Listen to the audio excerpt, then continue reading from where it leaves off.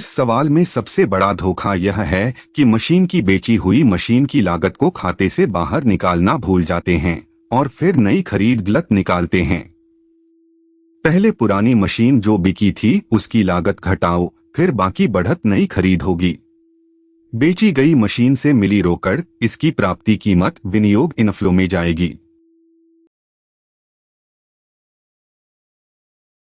तर्क समझो। मशीन खरीदना या बेचना यह दिन प्रतिदिन का काम नहीं, बल्कि कंपनी की लंबी अवधि की संपत्ति से निपटना है, इसलिए विनियोग। दो चीजें अलग करो। एक, मशीन खाते से नई खरीद निकालना, इसके लिए बेची गई मशीन की लागत को बाहर निकालना पड़ता है। और दो, बेची गई मशीन से जो असली पैसा आया 78,000, वही रोकड़ का इनफ्लो है। यानी खरीद रोकड़ बाहर ले जाती है, बिक्री रोकड़ अंदर लाती है।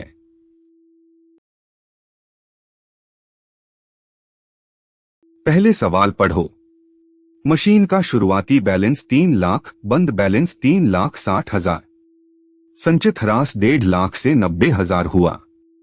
साल के दौरान एक मशीन जिसकी लागत 1.5 लाख थी और उस पर ह्रास 90,000 था, 78,000 में बेची गई।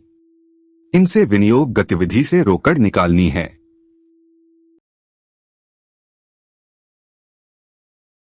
नियम, मशीन खाते से नई खरीद निकाली जाती है।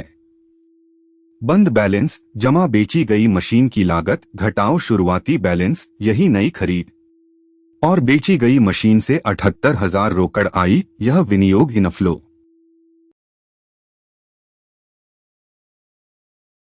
मशीन खाता बनाओ। डेबिट तरफ शुरुआती बैलेंस 3 लाख और खरीद 2,10,000, कुल 5,10,000।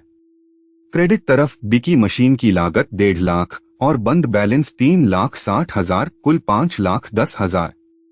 दोनों तरफ बराबर, तो नई खरीद 2,10,000 निकली।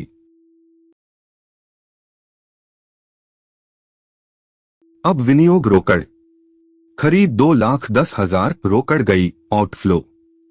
बिक्री से 78,000 रोकड़ आई, इनफ्लो। दोनों का फर्क 1,32,000 रोकड़ बाहर गई। यही विनियोग गतिविधि से शुद्ध रोकड़।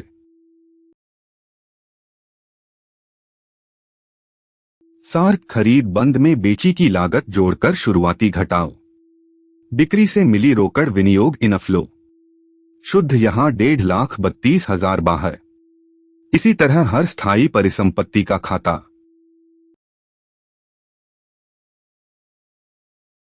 अगली वीडियो में वित्तीय गतिविधि, शेयर, डिबेंचर और ऋण से रोकड़।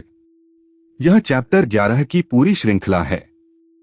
सही लेखांकन फॉर्मेट, परीक्षा के हिसाब से।